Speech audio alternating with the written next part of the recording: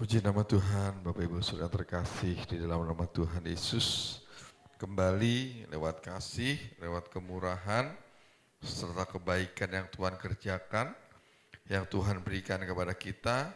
Kita boleh ada berkumpul bersama-sama ya, lewat berkat kesehatan, kesempatan dan kemauan. Sehingga kita boleh ada dan kita percaya Tuhan Yesus ada hadir bersama-sama dengan kita. Sehingga setiap kita pasti akan diberkati, ya pasti akan diberkati ya jikalau kita beribadah dengan sungguh-sungguh. Sebab itu janji yang dikatakan firman Tuhan ya. Puji nama Tuhan, kita akan belajar firman Tuhan masih dari kitab Kolose ya, masih dari kitab Kolose. Mari kita buka Kolose pasal 4 ya. Haleluya, kita sudah belajar beberapa hal ya tentang orang-orang yang dicatat oleh Paulus ya. Sekali lagi saya ingatkan kenapa dicatat, sebab mereka itu adalah orang-orang yang menggores hati Paulus ya. Paulus terkenang dengan mereka, dengan apa yang mereka lakukan. Ya, itu yang pertama, mereka yang setia dikatakan ya, yaitu mereka yang setia sampai akhir. Itu Paulus tulis, jadi antaranya ada Aristarchus ya, kemudian Markus, Justus. Kita sudah belajar 3 orang ini. Mereka adalah orang-orang Yahudi. Ya, tiga-tiganya adalah orang-orang Yahudi. Ya, Aristarchus itu menggambarkan, kalau boleh saya umpamakan, bahwa seorang hamba Tuhan atau aktivis yang aktif ya di dalam gereja, melayani ya, melayani Paulus ya. Jadi seorang aktivis ya, atau mungkin hamba-hamba Tuhan yang dipakai Tuhan dan yang menyerahkan hidupnya untuk melayani Tuhan. Dan itu dibuktikan bahwa Aristarchus ini sampai akhir hidupnya dia melayani ya, bersama-sama dengan Paulus, walaupun menghadapi banyak persoalan, banyak masalah ya, dia mengalami juga penganiayaan, tapi semua itu tidak membuat dia mundur ya. Dia menunjukkan kesetiaannya sampai akhir ya, kesetiaannya sampai akhir. Kemudian ada pribadi yang lain, yaitu Markus ya. Markus ini gambaran seorang anak muda ya, yang juga melayani Tuhan ya, tetapi dia pernah mengalami kegagalan di dalam pelayanan ya. Pribadi yang pernah mengalami kegagalan di dalam kehidupan ya, tetapi dia tidak putus asa. Dia terus berjuang dan berjuang. Ya, pribadi yang juga pernah dikecewakan ya oleh hamba Tuhan. Mungkin dia kecewa kepada Paulus ya, sebab dia mau melayani tidak boleh sama Paulus. Tapi dia tidak kecewa ya, dia terus berjuang. Ya, sampai akhirnya dia ya menyelesaikan semua itu dengan baik. Dan Paulus akhirnya mengakui bahwa dia membutuhkan Markus. Jadi Markus ini gambaran orang yang pernah gagal tetapi tidak putus asa. Ya, gambaran orang yang pernah bersalah ya dalam bertindak, tetapi dia tetap menunjukkan kesetiaannya sampai akhir. Ya, itu Markus. Yang ketiga adalah Justus. Kita kemarin sudah belajar minggu lalu. Dia bukan orang hebat. Dia mungkin hanya jemaat biasa. Namanya jarang diceritakan Paulus. Tidak ada kegiatan-kegiatan yang spektakuler. Tapi dia selalu ada bersama dengan Paulus, bahkan saat di penjara sekalipun. Dia tetap mau melayani Paulus. Dia hanya jemaat biasa mungkin. Ya, bukan orang hebat kalau zaman sekarang. Tetapi dia juga menunjukkan kesetiaannya sampai akhir. Itu Justus. Ya, itu Justus. Ya, karena arti Justus kemarin sudah artinya adalah taat atau tetap ada. Dan orang yang suka kepada firman, kepada Taurat. Itu arti kata Justus. Jadi Justus gambaran pribadi yang biasa saja, tidak menonjol. Ya mungkin kalau di gereja dia nggak pernah berdiri di depan berkhotbah, jadi leader, jadi singer atau jadi pemain musik. Enggak, dia hanya jemaat biasa. Tapi kesetiaannya, ketaatannya kepada firman itu dibuktikan. Namanya juga dicatat oleh Paulus. Karena kita belajar yang keempat, yaitu tabib Lukas. Ya, tabib Lukas ini coba kita baca Kolose terlebih dahulu. Kolose pasal 4. Ya, kita baca ayat yang ke-14. Kolose pasal 4 ayatnya yang ke-14. Iya.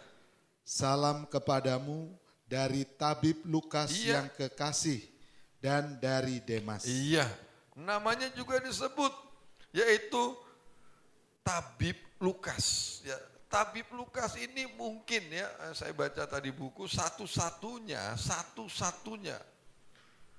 orang non-Yahudi yang menulis Alkitab ini. Karena hampir semua Alkitab ini ditulis oleh orang Yahudi, saudara. Tapi Lukas ini bukan orang Yahudi, dia orang Yunani. Ya, mungkin dia satu-satunya ya seorang yang menulis Alkitab. Ada Injil Lukas dan Kisah Para Rasul, itu ditulis oleh tabib Lukas.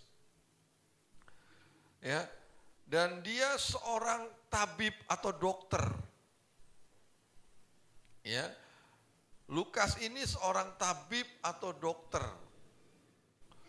Jadi kalau boleh dikatakan bahwa Lukas ini mewakili seorang yang profesional.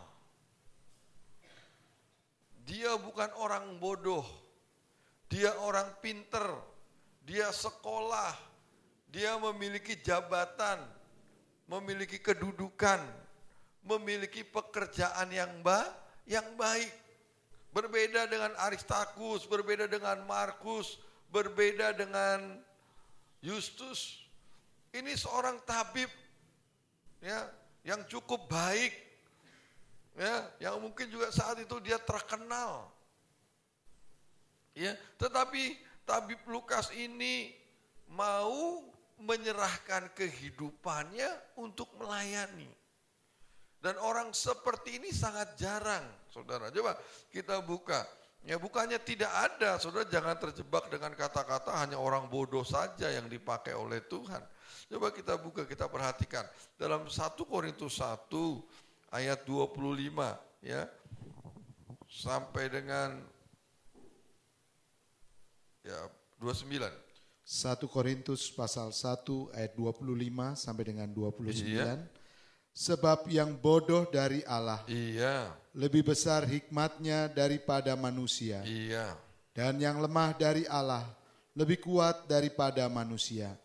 Ingat saja, saudara-saudara, bagaimana keadaan kamu ketika kamu dipanggil. Iya, perhatikan ketika kamu dipanggil, terus menurut ukuran manusia, tidak banyak orang yang bijak. Yang dipanggil itu tidak banyak orang yang bijak. Bukan berarti tidak ada. Ada orang bijak, cuma tidak banyak. Terus tidak banyak orang yang berpengaruh. Iya, tidak banyak. Ada, tapi tidak banyak orang yang berpengaruh. Terus tidak banyak orang yang terpandang. Iya, tidak ada. Bukan tidak ada, tapi tidak banyak ya orang yang terpandang. Terus tetapi apa yang bodoh bagi dunia, iya, dipilih Allah untuk memalukan orang-orang yang berhikmat. Dan apa yang lemah bagi dunia, dipilih Allah untuk memalukan apa yang kuat. Dan apa yang tidak terpandang dan yang hina bagi dunia, dipilih Allah. Bahkan apa yang tidak berarti, dipilih Allah untuk meniadakan apa yang berarti. Supaya jangan ada seorang manusia pun yang memegahkan diri di hadapan Allah. Iya, atau menyombongkan. Jadi bukannya ndak ada, saudara, orang pandai yang dipakai oleh Tuhan.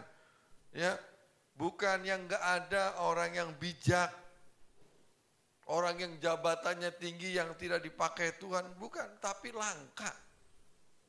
Jarang. Ya, jarang. Mereka mau menyerahkan kehidupannya untuk melayani Tuhan. Ya, jadi termasuk ini sesuatu yang luar biasa, saudara. Kalau saudara diberkati Tuhan, kalau saudara memiliki kepandaian, saudara memiliki kedudukan, saudara memiliki jabatan yang baik, ya, saudara terpandang mungkin menurut orang-orang di kantor sebagai bos, ya, pimpinan, tapi mau menyerahkan kehidupannya untuk melayani, itu memang sesuatu yang jarang. Berarti itu sesuatu yang luar biasa. Karena tidak banyak orang.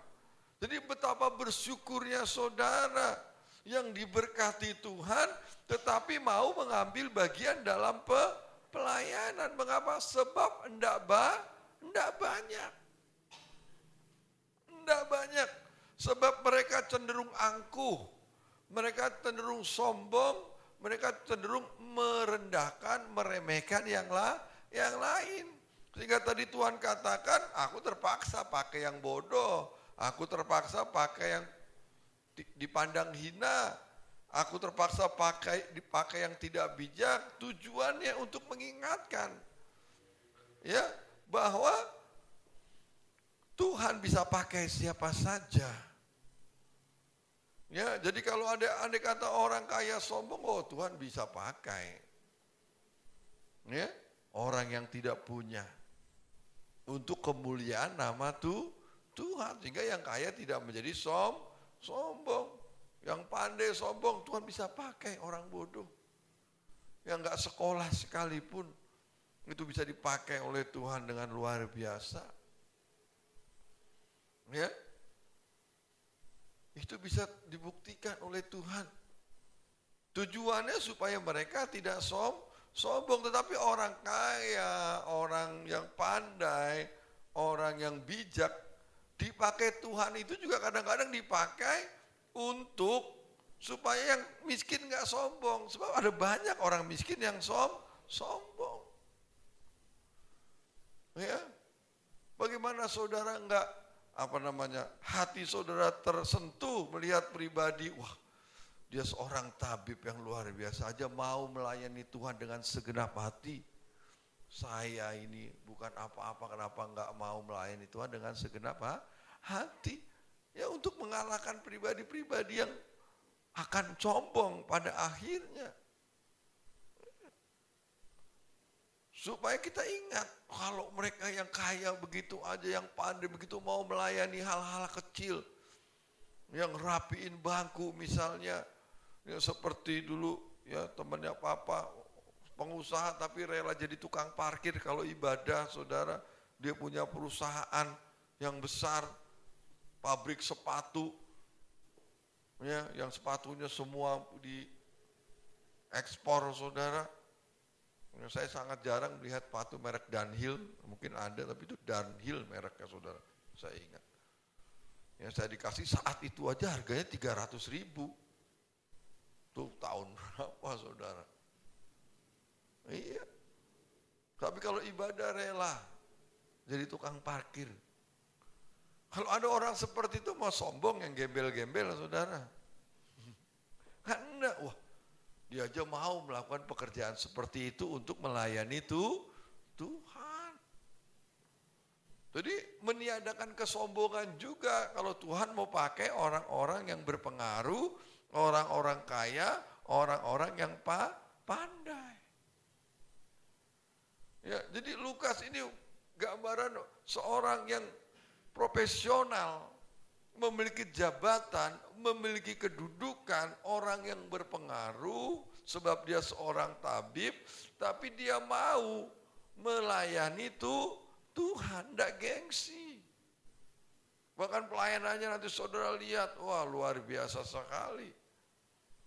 Ya dia nggak gengsi, nggak apa, aduh saya kan ini kan, oh enggak, saudara.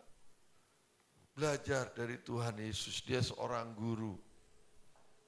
Ya, yang dihormati, tapi dia rela melayani murid-muridnya dengan membasuh kakinya. Itu bukti bahwa enggak. Jadi pelayanan sehina apapun menurut manusia. Karena membasuh kaki itu kan pelayanan seorang hina, seorang budak pada saat itu. Pelayanan apapun yang hina menurut pemandangan manusia. Tetapi kalau itu ditujukan untuk Tuhan, itu sesuatu yang luar biasa, saudara.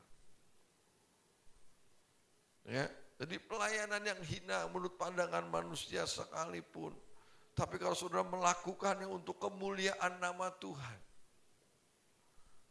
Enggak ada pelayan yang hina di hadapan Tuhan. Jadi enggak usah pilih-pilih pelayanan.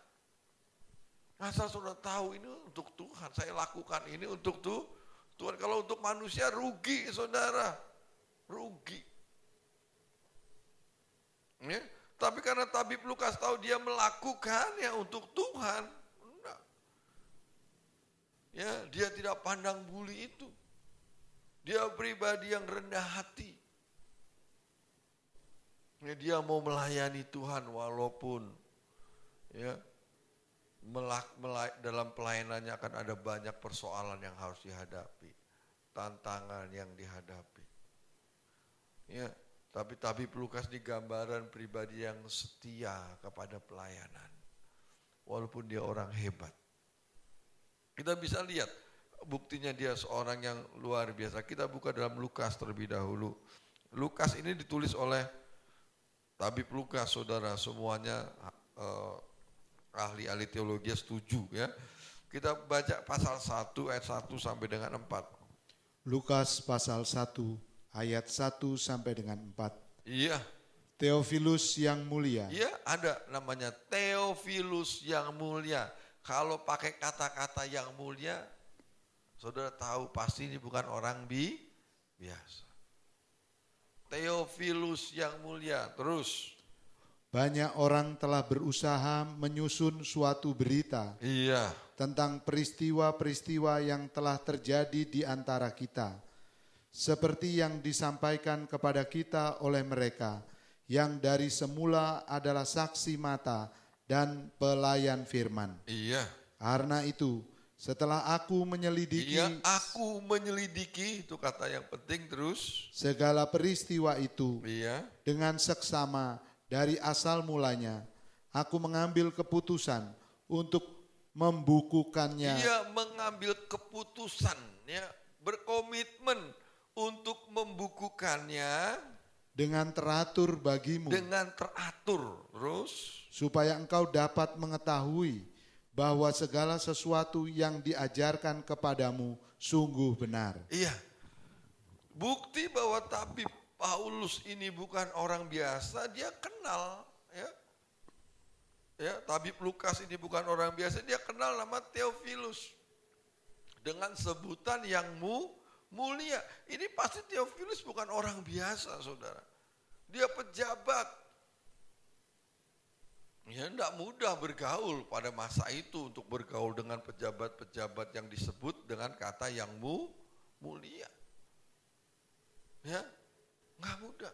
Tapi karena Paulus memiliki pendidikan yang tinggi, ya jabatan yang tinggi, mungkin pada saat itu dia seorang tabib, dokter yang juga dihormati tentunya, sehingga dia bisa menjalin hubungan dengan yang namanya Theophilus ini yang mulia tadi. Nah, jabatan yang dia miliki itu dipakai untuk memberitakan firman. Disampaikanlah firman kepada Theophilus. Dia ceritakan tentang satu pribadi yang namanya Yesus.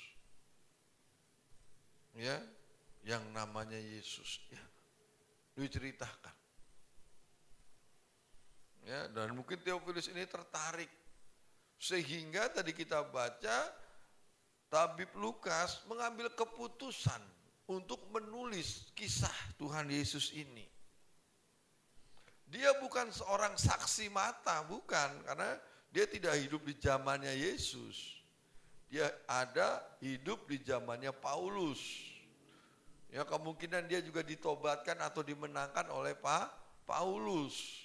Sehingga dia mengikuti Paulus. Dia bukan saksi mata, tetapi kepandaiannya dia pakai. Untuk ada kata-kata menyelidiki dengan seksama. Jadi kepandaiannya dipakai untuk kemuliaan nama Tuhan. Dia cari informasi, dia cari data, dia tanya kepada saksi-saksi, dia tanya kepada Paulus. Wah kayaknya kalau Bapak Paulus kurang komplit, mungkin dia cari Pak Petrus, tanya. Ini gimana kisah sebenarnya? Tanya Yohanes. Sehingga Lukas ini satu-satunya Injil yang ditulis dengan urutan, saudara. Lukas itu. Berurut dia menulisnya. Mengapa? Karena disusun tadi dikatakan. Berdasarkan penyelidikan. Ya, keputusan yang diambil. Ya, tapi Lukas tidak pernah berpikir bahwa ternyata apa yang ditulis itu berguna sampai sekarang, saudara. Enggak pernah berpikir. Ya, dia hanya berpikir bahwa dia harus tulis sesuatu supaya yang mulia Theophilus ini semakin mengenal, mengasihi Yesus. Hanya satu pribadi. Dia berharap Theophilus ini diberkati lewat apa yang ditulisnya. Dia tidak pernah berpikir bahwa dampaknya itu menjadi berkat sampai sekarang. Buat saya, buat saudara. Ya, ada banyak kita berpikir dampak besar, harus besar. Mari, kalau saudara mau mengerjakan sesuatu yang kecil saja, dengan segenap hati, dengan sungguh-sungguh, dengan komitmen, tadi keputusan, itu berarti saya katakan kemarin hari Minggu siang, komitmen itu akan membawa kita kepada yang namanya perjuangan, saudara. Perjuangan itu akan membawa kita akhirnya kepada penderitaan. Tapi penderitaan itulah yang membuat saudara memiliki tanda. Wah itu banyak kisahnya. Ya. Penderitaan itu, jadi saudara hanya nyanyi beri tanda, tapi saudara tidak tahu sebenarnya maksudnya. Tanda itu adalah tanda penderitaan karena Kristus. Tapi saudara nggak akan punya tanda kalau nggak pernah menderita karena Kristus. Saudara nggak pernah menderita karena Kristus kalau saudara tidak berjuang. Ya, saudara tidak akan berjuang kalau tidak komitmen atau mengambil keputusan. Jadi itu satu rentetan. Ya, kalau saudara berkomitmen, saya setiap hari Kamis harus ibadah misalnya, komitmen keputusan. Ya, misalnya saudara keputusan begitu, kemudian ada satu saat, bos saudara nyuruh begini, wah nggak selesai nih. Karena saudara sudah komit, pasti saudara berjuang. Wah saudara kerja semua dikerjakan dengan baik. Wah waktunya kurang, mungkin saudara mempercepat langkah saudara. Saya harus ibadah, sebab saya sudah berkomitmen. Wah saudara haus, menderita saudara di jalan. Wah tapi daripada telat, ada penderitaan. Ya, ada penderitaan. Tapi rentetan penderitaan yang terjadi atas hidup saudara itu akhirnya menggores, memberi tanda dalam hidup saudara sebagai milik Kristus. Ya, lain kesempatan akan saya bahas ya. Nah, Lukas ini mengambil keputusan itu, dia nggak tahu dampaknya menjadi sesuatu yang luar biasa, saudara. Tapi yang dia tahu, dia kerjakan dengan sepenuh hati, dengan segenap jiwa, ya, dengan sebaik-baiknya, berdoa, bergumul, mohon tuntunan Roh Kudus, dan akhirnya walaupun tujuannya hanya untuk memenangkan satu jiwa, tetapi ternyata berkatnya sampai sekarang tidak habis.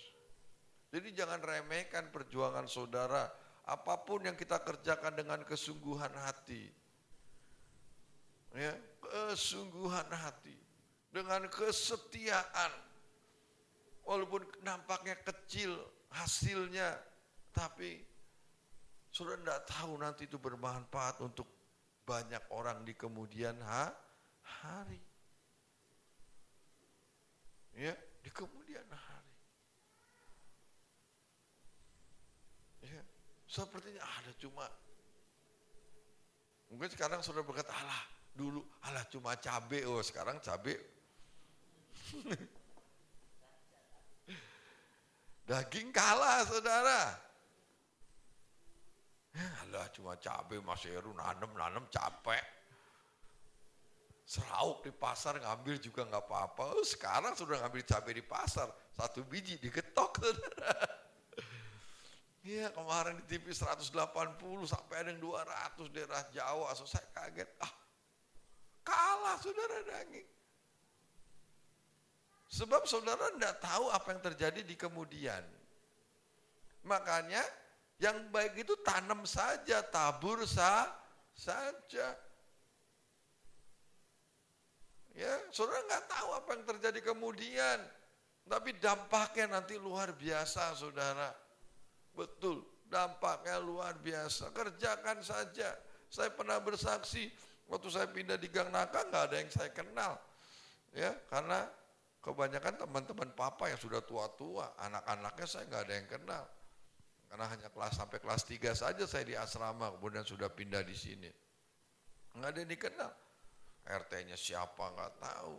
Tetapi karena itu taburan papa melakukan sesuatu yang baik. Ya begitu saya pindah sana, oh anaknya Pak Parto ya, udah. Oh Pak RT-nya di sana, oh udah. Apa papa pernah berpikir seperti itu? Kan enggak. Untuk supaya anak saya ntar dijagai, supaya, oh enggak. Udah melakukan saja kebaik orang butuh bantuan dibantu, orang membutuhkan pertolongan dibantu, dikerjakan saja. Dan enggak pernah berpikir bahwa dampaknya nanti menjadi sesuatu yang luar biasa, sesuatu yang baik untuk anak-anaknya, bahkan sampai cucu. Ya begitu saya sana ya mereka kenal anaknya Pak Parto, ya dibantu, ditolong. Ya, iya saudara. Jangan remehkan itu, tapi harus dilakukan dengan segenap hati. Tidak dengan motivasi yang lain, tapi benar-benar dengan setulus.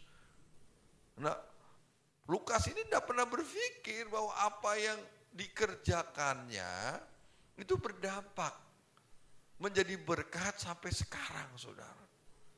Saat itu dia berpikir bagaimana memenangkan jiwa Theophilus supaya dia percaya kepada Yesus. Dia kerjakan tadi dengan seksama, ya diselidiki. Dia mengambil keputusan, dia kerjakan itu. Ya, dan akhirnya berkatnya bisa kita rasakan. Ada banyak jiwa ternyata yang dimenangkan lewat Injil Lukas. Ya. Dan kita belajar dari tabib Lukas ini ya. Coba kita buka sekarang Kisah Rasul pasal 1. Ayat 1 sampai dengan 3. Kisah Para Rasul pasal 1 ayat 1 sampai dengan 3. Iya. Hai Theophilus. Iya, sekarang berbeda saudara. Apa? Hai. Kalau tadi yang mulia. Ya, terus. Dalam bukuku yang pertama, aku menulis tentang segala sesuatu yang dikerjakan dan diajarkan Yesus. Iya. Sampai pada hari ia terangkat. Sebelum itu ia telah memberi perintahnya oleh Roh Kudus kepada rasul-rasul yang dipilihnya. Kepada mereka ia menunjukkan dirinya setelah penderitaannya selesai. Dan dengan banyak tanda ia membuktikan bahwa ia hidup. Bahwa Yesus hidup terus. Sebab selama 40 hari ia berulang-ulang menampakkan diri dan berbicara kepada mereka tentang kerajaan Allah. Iya. Ini buku yang kedua yang ditulis akhirnya juga oleh tabib Lukas, kembali untuk Theophilus, tapi ada sesuatu yang berbeda. Tadi saya katakan, hai Theophilus, tidak lagi menggunakan Theophilus yang mulia. Jadi saya yakin bahwa ternyata buku yang pertama tadi, yaitu Injil Lukas, itu akhirnya membuat Theophilus ini berubah. Ya, mungkin dia dulu merasa ingin dihormati. Oh, saya ini yang mulia. Ya, jadi Lukas dalam menulis berhati-hati, Theophilus yang mulia. Tetapi lewat dia membaca Injil Lukas, surat yang ditulis Lukas kepada dia baca, itu mengubahi hidupnya. Mungkin dia ngomong, udahlah jangan pakai yang mulia lah. Ya, kita berteman. Firman itu mengubah seharusnya, saudara. Jika dengan sungguh-sungguh didengar, dibaca, ya, membuat orang semakin rendah hati. Itu firman. Ya, enggak mentang-mentang, oh siapa saja. Wah, itu belum dirubah firman. Firman itu selalu membuat orang semakin rendah hati dan rendah hati. Bahkan sampai nanti kita bisa semakin rendah hati sama seperti Yesus. Ya, firman itu mengerjakan hidup saudara pasti akan membuat rendah hati. Ya, Theophilus berkata, kenapa kamu tidak panggil aku lagi yang mulia? Oh, enggak. Dia tahu firman sudah mengubahi hidupnya. Sehingga di buku yang kedua tadi dikatakan Kisah Para Rasul ini, hai Theophilus, tampak akrab, tampak dekat. Mengapa? Sebab firman sudah mengubah. Ini juga membuktikan bahwa Lukas itu pelayan Tuhan yang dipakai oleh Tuhan. Ya, karena bisa membuat Theophilus ini berubah. Ya, tidak lagi ya angkuh atau mungkin satu sombong, mungkin ya, saya tidak tahu. Ya, tapi mungkin juga ingin dihormati karena jabatannya yang mulia. Ya, hamba Tuhan sampai sekarang masih ada, saudara, kalau gelar yang nggak dipakai ditulis saja marah-marah, saudara. Kamu tahu nggak itu, susah dapetinnya tuh. Susah itu dapat STH, MTH, waduh harus itu profesor, dokter, itu susah, itu diperjuangkan. Ya, tetapi kalau sudah di dalam Tuhan tidak. Harus semakin rendah hati. Kalau di luar sana bolehlah, saudara. Ya, kalau di instansi pemerintah. Tapi kalau sudah di gereja, ya, sesama hamba-hamba Tuhan, ya, namanya salah sedikit saja, waduh, itu harus kasih beras merah, beras putih itu, saudara. Iya. Itu nampak sekali bahwa belum berubah karena firman. Iya, belum berubah. Tapi kalau dia dikerjakan firman, wah ini mah gak ada artinya. Iya, saya harus seperti Kristus. Orang Kristus saja menanggalkan kealahannya. Mengosongkan diri. Semua atribut-atribut kealahannya yang maha-maha itu ditanggalkan, dilepas. Ya, satuan Yesus di bumi nggak maha hadir, saudara, nggak maha hadir.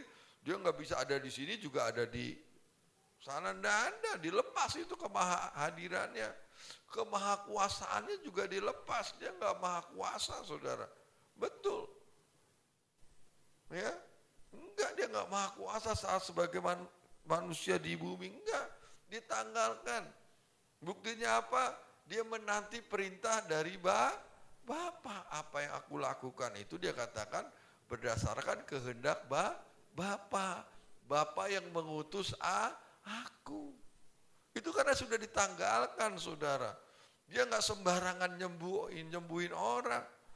Saat Ibu Yesus minta, dia katakan apa? Ibu, mau apa daripadaku? Saatku belum tiba. Itu menunjukkan kemahakuasaannya ditanggalkan. Belum ada perintah dari Bapa. Itu Tuhan Yesus saudara menanggalkan. Ini yang profesor, dokter, waduh. Maunya dipakai terus. Enggak. Dia yang maha kuasa saja ditanggalkan. Ya, harusnya firman itu juga mengubah saya, mengubah saudara. Menjadi pribadi-pribadi yang rendah hati. Jangan sombong, jangan bangga dengan apa yang sudah saudara lakukan. Belum seberapa saudara. Apa yang saudara kerjakan, saudara lakukan untuk gereja Tuhan di tempat ini belum seberapa. Jangan pernah dibangga-banggakan sedikit pun. Dicerita-ceritakan, belum. Nanti kita lihat Lukas ini, dia berani tinggalkan profesinya sebagai tabib, dia ikut melayani Paulus. Ya, bukan satu pelayanan yang enak. Ya, menderita berjalan bersama Paulus. Tapi dia lakukan itu sebab dia tahu apa yang dilakukan hanya untuk Tuhan. Dia sudah mengerti firman. Bahkan saya yakin apa yang dia lakukan belum sebanding dengan apa yang sudah Tuhan lakukan di dalam kehidupannya. Ya. Jadi apapun yang sudah korbankan. Ya, ada hamba Tuhan ngomong sama saya, dulu saya nyumbang di gereja itu begini, dia cerita. Sekarang sudah enggak di gereja itu, dia bilang, saya pengen minta kembali apa yang sudah dipersembahkan. Iya saudara, silahkan. Ketahuan benar dulu dia melakukannya bukan buat Tuhan. Kalau dia buat Tuhan, mintanya sama Tuhan. Tuhan, saya udah ngasih loh korban, saya sekarang udah enggak di gereja situ loh Tuhan. Itu padahal itu kursi saya yang beli 100, itu harus saya bawa lagi kursi. Ada saudara sama Tuhan cerita, aduh masa bisa sih. Itu temboknya saya yang bikin itu, ya jebolin aja saudara. Iya, itu pintu saya yang korban itu buat gereja itu. Ya sudah, itu harusnya karena saya sudah nggak di situ dikembaliin dong. Iya, ya udah diambil pintunya mungkin. Ya itu sangat bahwa apa yang dilakukan bukan untuk kemuliaan Tuhan. Kalau untuk kemuliaan Tuhan tidak seperti itu. Dia tidak akan mengungkit-ungkit apa yang sudah dikerjakan, apa yang sudah dilakukan. Biarlah Tuhan. Ya, bahkan kalau perlu jangan ada sampai yang tahu kalau sudah melakukan itu. Karena firman Tuhan ajarkan, kalau tangan memberi, tangan kiri. Nah,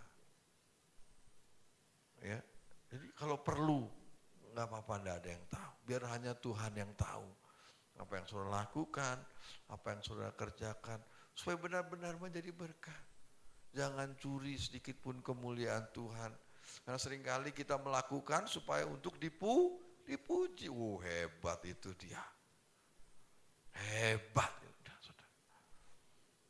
Berarti firman belum mengubahkan hidupnya. Tapi kalau firman sudah mengubahkan hidupnya, semakin rendah hati. Semakin rendah hati. Ya. Semakin berusaha menghilangkan apa itu puji-pujian buat dirinya. Hanya untuk Tuhan, kemuliaan hanya untuk Tuhan. Sebab firman itu akan mengubah saya dan saudara yang akhirnya sama seperti Kristus. Ya, dan itu terbukti. Theophilus akhirnya berubah. Dan mari kita belajar apa yang dilakukan oleh Lukas ya dalam perjalanannya ya. Kita buka Kisah Rasul pasal 16 ayat 10. Kisah Para Rasul pasal 16 ayatnya yang ke-10. Iya.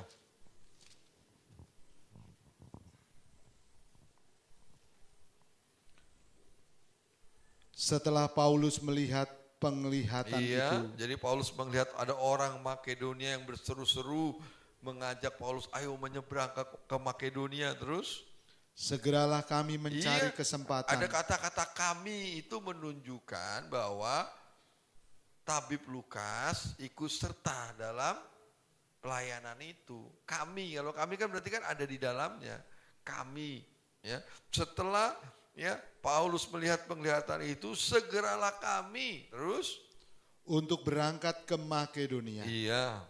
Karena dari penglihatan itu kami menarik kesimpulan bahwa Allah telah memanggil kami untuk memberitakan Injil kepada orang-orang di sana. Iya, jadi tabib Lukas ini mengikuti Paulus ke Makedonia.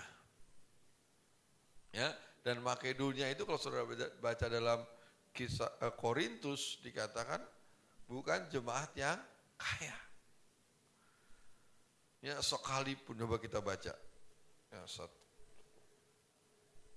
kita cari dalam Korintus. Nah, 2 Korintus ya kalau tidak salah. Pasal 8 mungkin. Oh, 2 ya. Tentang ya baca. Ya. Pasal 8 ayat 1. 2 Korintus pasal 8 ayat 1. Iya. Saudara-saudara, kami hendak memberitahukan kepada kamu tentang kasih karunia yang dianugerahkan kepada jemaat-jemaat di Makedonia. Iya, terus selagi dicobai dengan berat dalam pelbagai penderitaan. Iya. Sukacita mereka meluap. Iya. Dan meskipun mereka sangat miskin. Iya. Namun mereka kaya dalam kemurahan. Terus aku bersaksi bahwa mereka telah memberikan menurut kemampuan mereka, bahkan melampaui kemampuan mereka. Ya cukup. Jadi Makedonia itu bukan jemaat yang hebat, jemaat yang miskin, bahkan sangat miskin dikatakan. Ya, jadi dengan kata lain bahwa pelayanan Paulus dan Lukas ke sana sudah bisa bayangkan. Tentu kalau zaman sekarang mungkin ke daerah, saudara. Bukan ke kota besar pelayanannya. Mungkin ke pelosok Kalimantan yang seperti sering disampaikan Bapak Gembala, Ibu Gembala harus jalan kaki. Karena ada kata-kata sangat miskin. Bukan pelayanan yang enak. Tapi pelayanan yang penuh dengan penderitaan. Tetapi tabib Lukas itu tetap mengikuti. Ya? Oh, dia tidak katakan, oh saya ini dokter. Ya, saya ini dokter. Maksud saya pelayanannya tempat-tempat kayak gini, kumuh mungkin. Oh enggak, dia mau tahu. Dia tahu bukan melayani manusia. Dia melayani Tuhan. Ya, jadi dia enggak pilih-pilih pelayanan. Kalau kesempatan itu ada untuk melayani, dia layani. Ya, dia layani dengan segenap hati. Ya, dia seorang yang pandai. Ya, juga seorang yang terpandang. Tapi dia tanggalkan semua itu demi yang namanya pelayanan. Dan ini sangat sulit, saudara, betul. Maka tadi dikatakan tidak banyak di antara kamu yang dipakai Tuhan itu orang yang terpandang, orang yang bijak. Tidak banyak. Tapi sebab memang tidak mudah. Karena inti dari pelayanan itu merendahkan hati. Saudara tidak bisa melayani kalau sudah nggak merendahkan hati, tidak akan pernah bisa. Nampaknya melayani, ya, tapi itu tidak di hadapan Tuhan. Sebab hal yang pertama dari seorang pelayan adalah rendah hati. Namanya pelayan itu di bawah. Posisinya harus lebih rendah dari pribadi yang dilayani. Ya, jadi tidak bisa sombong. Kalau pelayan Tuhan sombong itu sudah bukan pelayan Tuhan. Dan untuk membuat orang itu rendah hati, saudara, Tuhan itu punya banyak cara. Bisa dihabisin semua apa yang dia milikinya. bisa dia bertemu dengan seorang yang selalu menekan sampai dia rendah hati. Pokoknya hati ini sampai tergores-gores istilahnya. Sampai bisa rendah hati. Ya, coba terus kita lihat pelayanannya. Pasal 20 ayat 5 Kisah Para Rasul. Kisah Para Rasul pasal 20 ayatnya yang kelima. Iya. Mereka itu berangkat lebih dahulu dan menantikan kami di Troas. Iya. Ya terus? Ayat 6, tetapi sesudah hari raya roti tidak beragi, kami berlayar dari Filipi dan 4 hari kemudian sampailah kami di Troas dan bertemu dengan mereka.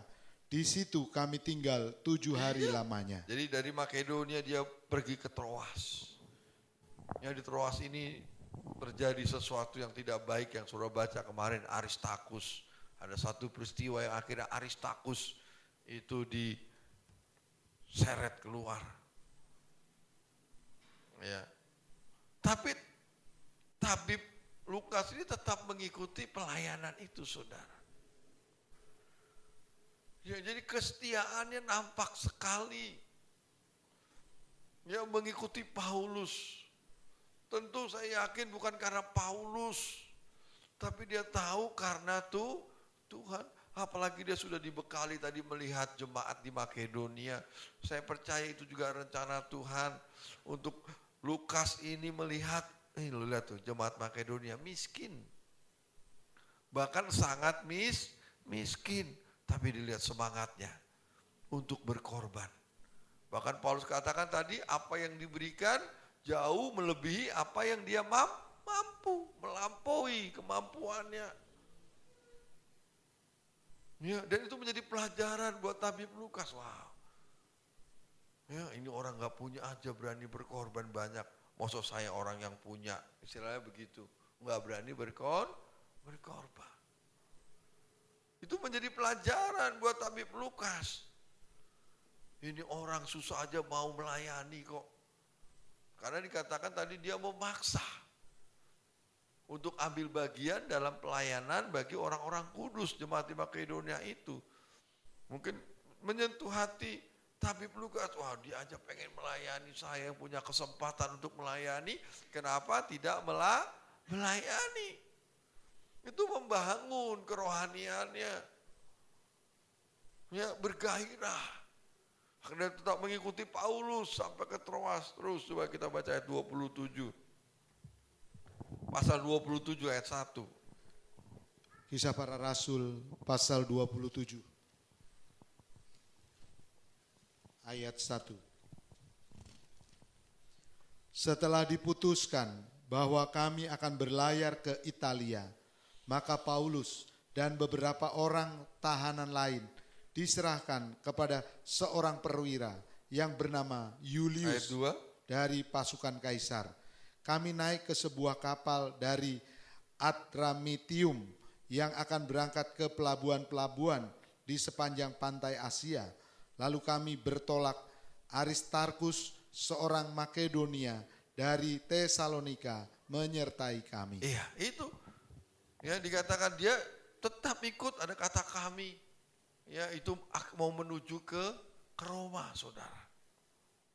Ya, tetap setia mengikuti Paulus. Saudara bisa bayangkan, ditinggal itu pekerjaannya sebagai tabib. Ya, karena dia bukan seorang biasa, pasti dia punya tempat tinggal. Ya, dia korbankan, dia tinggal. Ya, saya tidak berharap bahwa saudara akan tinggalkan pekerjaan saudara, rumah saudara untuk melayani Tuhan, kecuali memang Tuhan inginkan saudara. Bukan, tapi ini menunjukkan bahwa bagaimana pelayanan itu sesuatu yang berharga, saudara. Ya, pelayanan itu sesuatu yang berharga, sehingga tabib Lukas ini rela meninggalkan pekerjaannya, rumahnya untuk bisa melayani Tuhan. Ya. Jadi saudara harus bisa menempatkan pelayanan itu menjadi sesuatu yang berharga. melebihi dari apapun, saudara. Ya sekali lagi saya tidak suruh saudara keluar kerja kemudian juga tinggalkan rumah, tidak. Kecuali nanti Tuhan inginkan itu. Tuhan minta itu ya, mau nggak mau. Tapi di sini kita bisa melihat bahwa sebuah pelayanan itu sangat berharga bagi orang-orang yang mengerti. Jadi kalau ada kesempatan melayani, ayo layani Tuhan dengan baik, saudara. Yang melayani itu mengorbankan sesuatu bukan untuk mendapatkan. Jadi salah saudara kalau saudara berpikir. Ya, kemarin dalam ibadah Komuda saya ingatkan, coba kita buka dalam 1 Korintus pasal 9. 1 Korintus pasal 9. Kita baca ayat 15. 1 Korintus pasal 9 ayatnya yang ke-15. Iya. Tetapi aku tidak pernah mempergunakan satu pun dari hak-hak itu. Iya, tidak pernah menggunakan hak-hak itu terus. Aku tidak menulis semuanya ini. Iya. Supaya aku pun diperlakukan juga demikian. Iya. Sebab aku lebih suka mati daripada. Jadi aku lebih suka mati daripada, maksudnya itu tadi menuntut hak-hak itu, saudara. Karena dia katakan hak-haknya dia nggak pakai. Aku lebih baik mati ya daripada menuntut hak-hak itu terus. Sungguh kemegahanku tidak dapat ditiadakan siapapun juga. Iya, terus. Karena jika aku memberitakan Injil, aku tidak mempunyai alasan untuk memegahkan diri. Sebab itu adalah keharusan bagiku. Iya, sebab itu keharusan bagiku. Terus? Celakalah aku jika aku tidak memberitakan Injil. Iya, ini yang dimaksud begini, saudara. Paulus punya hak dalam pelayanan, tetapi dia tidak menuntut hak itu. Justru dia katakan, celakalah aku. Maaf, dia katakan, aku lebih baik mati daripada aku menuntut hak-hakku dalam pelayanan. Ya. Lebih baik aku mati kalau aku menuntut hak-hakku dalam pelayanan. Sebab dia katakan, pelayanan itu memberitakan Injil adalah suatu keharusan bagiku. Ya, keharusan, melayani itu suatu keharusan bagi saudara. Ya, bukan untuk menerima hak walaupun itu hak itu sesuatu yang harus saudara dapatkan sebenarnya namanya hak ya. Tetapi Paulus ajarkan jangan tuntut itu. Tetapi kalau diberi ya diterima, saudara. Apakah Paulus tidak menerima berkat-berkat dari jemaat yang lain? Oh, dikatakan firman Tuhan banyak. Ada bantuan-bantuan dari, tapi dia tidak menuntut. Kalau nggak ada yang ngasih, oh dia bekerja. Ya, dia bekerja di Korintus sebagai penyamak kulit, membuat tenda. Tapi dia tidak tuntut itu. Enggak berkata itu hak saya, harus saya terima. Enggak. Tapi kalau diberi dia terima, pasti saya yakin. Itu tujuannya untuk memurnikan pelayanan. Bahwa pelayanan itu bukan untuk mendapatkan sesuatu. Tetapi pelayanan itu untuk Tuhan, namanya melayani, saudara. Tetapi andai kata Tuhan menggerakkan orang lain untuk memberikan haknya buat saudara, ya terima saja. Tetapi bukan itu tujuannya. Sebab kalau saudara melayani karena itu, celaka kata Paulus. Aku lebih baik mati kalau aku melayani untuk mendapatkan hak. Jadi itu tujuannya untuk memurnikan saudara. Tapi pelayanan itu Paulus katakan suatu keharusan. Jadi harus sudah dimurnikan. Ya, jangan menuntut hak. Ya, jangan. Tapi Tuhan itu tahulah. Ya, segala hal apa yang saudara perlukan, dia bisa buka dari tempat mana saja. Kalau saudara melayaninya dengan benar, ya saudara melayani dengan sungguh-sungguh, segenap hati, Tuhan itu bisa bukakan pintu-pintu berkat dari banyak hal yang gak pernah saudara pikirkan, yang gak pernah saudara bayangkan. Yang penting kerjakan saja. Ya, layani Tuhan. Ya, jangan hanya berapa PK-nya kalau melayani Tuhan.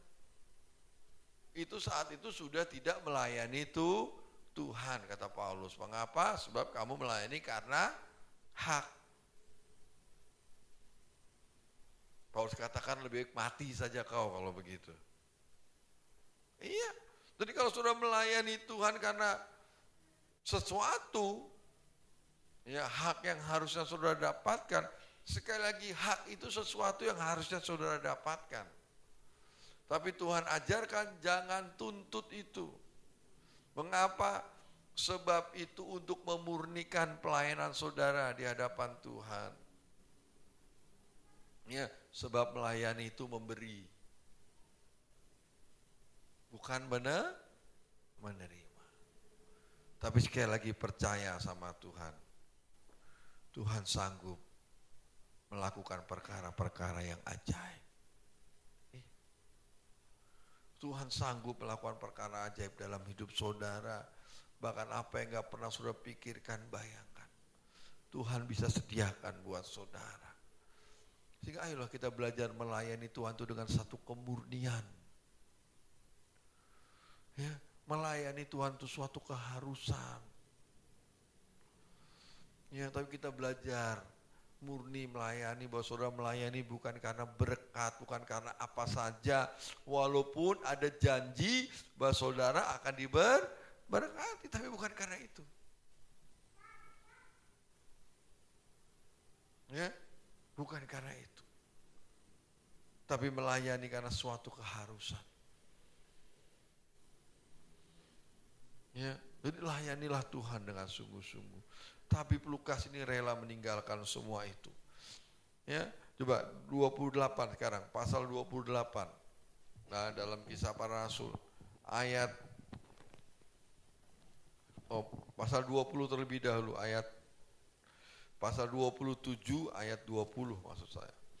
Kisah Para Rasul pasal 27 ayat yang ke-20. Ayatnya yang ke-20. Setelah beberapa hari lamanya, iya, baik matahari maupun bintang-bintang tidak kelihatan, dan angin badai yang dahsyat terus-menerus mengancam kami. Iya, itu dalam perjalanan saudara menuju Roma, saudara, terus. Akhirnya putuslah segala harapan kami untuk dapat menyelamatkan diri kami. Apakah sudah melayani Tuhan dengan sungguh-sungguh, gak ada persoalan? Di sini Paulus bersama tabib Lukas berkata, sampai putus asa saudara. Ya, setelah beberapa hari lamanya, ya, baik matahari maupun bintang-bintang tidak kelihatan, itu artinya siang saja gelap. Ada badai beberapa hari saudara. Enggak sehari dua hari, beberapa hari. Ya, angin badai dahsyat terus-menerus mengancam kami, berarti enggak berhenti-berhenti. Akhirnya putuslah segala harapan kami untuk menyelamatkan. Wow, sampai putus asa saudara. Ya, jadi walaupun sudah melayani Tuhan dengan sungguh-sungguh, udah banyak yang saudara korbankan, tapi untuk memurnikan pelayanan saudara, tidak sedikit saya dan saudara tetap diterpa masalah, persoalan. Ya, sehingga jangan berkata saya sudah melayani Tuhan, kenapa sakit Tuhan? Saya sudah melayani Tuhan, kenapa kok begini? Ini yang terjadi, saya rugi, saya bangkrut mungkin, saya tertipu. Ya, itu untuk memurnikan pelayanan saya dan saudara. Apakah tabib Lukas mundur? Tahu gitu nggak usah ngikutin Paulus. ini pasti Paulus rasul yang sesat ini. Ya kan biasanya begitu. Ya udah gereja di Maranatha malah sakit. Ini pasti sesat ini Maranatha nih. Banyak yang sakit nih. Wah, pasti udah gak dikehendaki Tuhan ini. Ya. Apakah tabib Lukas berpikir seperti itu? Oh, enggak. Dia terus mengikuti Paulus. Ya, walaupun pernah putus asa sekalipun. Tapi dia tetap mau mengiringi Paulus. Sebab dia tahu yang dilayani bukan Paulus. Yang dilayani adalah Tuhan. Demikian juga saudara melayani di tempat ini bukan saudara melayani gereja, melayani saya. Saudara harus punya prinsip, saya ini melayani Tuhan, bukan yang lain. Ya, kalau saudara ngelihat saya, ngelihat Ibu Gembala, ngelihat PDM Trifosan Nurdia, ya mungkin muak saudara. Ya, dengan segala keterbatasannya, tapi saudara harus punya satu komitmen bahwa saya ini melayani Tuhan. Yang dipercayakan Tuhan di tempat ini. Saya banyak kekurangannya. Saya banyak kelemahannya. Ya, mungkin ada banyak hal yang tidak baik menurut saudara. Tapi mari ya, kita melayani Tuhan. Saya juga melayani Tuhan. Kadang-kadang saya juga kesel. Ini jemaat tuh diajar kok nggak ngerti-ngerti. Iya, sebagai manusia, kok nggak dewasa-dewasa sih, masih aja. Begitu-begitu juga. Udah berulang-ulang firman disampaikan, berkali-kali diingatkan. Nggak ada perubahan. Ya. Apakah harus seperti murid Tuhan Yesus berkata, Tuhan, apakah harus panggilkan api untuk membakar semua itu? Iya saudara. Tetapi tetap saya harus berkata, saya melayani Engkau Tuhan. Iya. Mungkin buahnya belum nampak sekarang. Tapi saya percaya, kalau saya melayani saudara dengan tulus, dengan segenap hati, dengan sebaik-baiknya, dengan segala kekuatan yang Tuhan berikan kepada saya pasti akan melihat buah-buahnya di kemudian hari. Iya, yang penting itu buat saudara. Yang penting saya terus belajar melayani dengan segenap hati. Menjauhkan hati kita dari hal-hal yang tidak baik. Ya, itu jauh lebih penting. Nanti hasilnya saudara akan lihat tuh kemuliaan nama Tuhan. Ya, coba ayat terakhir, tidak cukup ya. 2 Timotius 4 ayat 11. 2 Timotius pasalnya yang keempat, ayatnya yang ke 11. Hanya Lukas yang tinggal dengan aku. Hanya Lukas yang tinggal. Terus. Jemputlah Markus dan bawalah ia kemari karena pelayanannya penting bagiku. Ini membuktikan Lukas itu pribadi yang setia sampai mau akhir. Ini 2 Timotius surat Petrus yang terakhir. Tetap mau mendampingi Paulus sampai akhir. Iya. Ya, kemarin saya dikirimi gambar ya sama teman di Facebook, saudara. Kata-katanya baik, jemaat dia katakan, ini ibu gembala saya. Umurnya udah 92 tahun. Ya, udah nggak bisa apa-ngapain. Tetapi saya sangat mengasihinya. Wow, saya kan keren banget. Udah tua 92 tahun. Iya, dituntun. Ya, ada 2 jemaat nuntun. Kayaknya habis ibadah pemakaman. Iya. Ya, tetapi pakai bahasa Inggris sih we love gitu saudara ya. Tapi kami mengasihi. Mengapa? Sebab tidak melihat kekurangan. Dia tahu ini melayani Tuhan. Paulus itu saat di penjara ini juga udah nggak bisa apa-apa saudara. Karena sudah tua, matanya sudah sakit. Ya, Secara fisik mungkin sudah nggak ada yang bisa diharapkan Paulus ini. Tapi kita lihat Lukas ini tetap setia mendampingi Paulus. Hanya Lukas. Ya karena mungkin dia seorang tabib sudahlah. Dia tetap setia menanti. Mungkin sampai akhir kehidupan Paulus dia tunggu. Ya sebab di 2 Tesalonika ini, 2 Timotius ini kan akhirnya Paulus berkata bahwa sebentar lagi ya dikatakan. Ya ayat yang ke-16 coba. 2 Timotius 4 ayat 16. Iya. Pada waktu pembelaanku yang pertama, Bukan. tidak seorang pun yang membantu aku. Semuanya meninggalkan aku. Kiranya hal itu jangan ditanggungkan atas mereka. Iya cukup, ya bukan itu.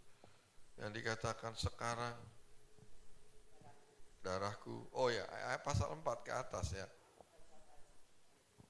Ayat 6. Ayatnya yang ke-6, mengenai diriku, Iya, darahku sudah mulai dicurahkan sebagai persembahan dan saat kematianku sudah dekat. jadi Paulus sudah tahu, sudah mau mati. Ya, atau dengan kata lain sudah tidak berdaya Paulus. Tetapi tabib Lukas ini tetap setia, saudara. Padahal dia bukan orang Yahudi. Ya. Tapi kesetiaannya teruji. Jadi ada 4 orang yang setia, Paulus katakan. Yang pertama Aristarkus, Markus, Justus, dan Lukas. Ini menunjukkan mereka adalah orang-orang yang setia sampai akhir, yang akhir namanya dicatat saudara oleh Paulus. Demikian juga saya dan saudara, tidak peduli siapa saudara. Tapi saudara harus berusaha menunjukkan kesetiaannya sampai akhir. Sebab mereka lah yang akan dicatat namanya saudara. Dalam kitab kehidupan anak domba. Yaitu mereka yang dipanggil, dipilih dan setia. Firman Tuhan katakan. Jadi kesetiaan itu mahal. Kesetiaan itu panjang. Tapi justru disitulah yang menentukan. Apakah saudara dan saya layak masuk Yerusalem yang baru. Yang dikatakan sebagai kota yang setia. Pasti yang di dalamnya adalah orang-orang yang setia. Karena Yerusalem itu kota setia. Belajar kita setia. Dan setia itu tidak memandang yang lain. Demas sama Lukas itu dekat kalau saudara nanti baca. Ada Lukas, ada Demas. Kalau dia ngelihat Demas yang meninggalkan, Paulus katakan, sekarang Demas mengasihi dunia. Kalau dia lihat, waduh, bisa saja dia kecewa. Tapi tidak, kesetiaan itu tidak memandang orang. Ya, harus tunjukkan kesetiaan. Kesetiaan itu dari diri saudara sendiri, bukan karena yang lain. Kalau baru karena yang lain itu belum setia. Karena kesetiaan itu keluar dari dasar hati saudara. Bukan karena yang lain. Kalau yang lain lagi setia, ikut setia. Nanti yang lain mulai kendor, ikut kendor. Itu bukan setia. Bukan. Tapi setia itu memang keluar dari dasar hati. Ya, yaitu karena mereka sudah dikerjakan firman. Hidupnya sudah dikerjakan firman. Semakin rendah hati, semakin rendah hati. Kalau semakin rendah hati, pasti semakin baik di dalam pelayanan. Ya saudara. Dan semakin setia.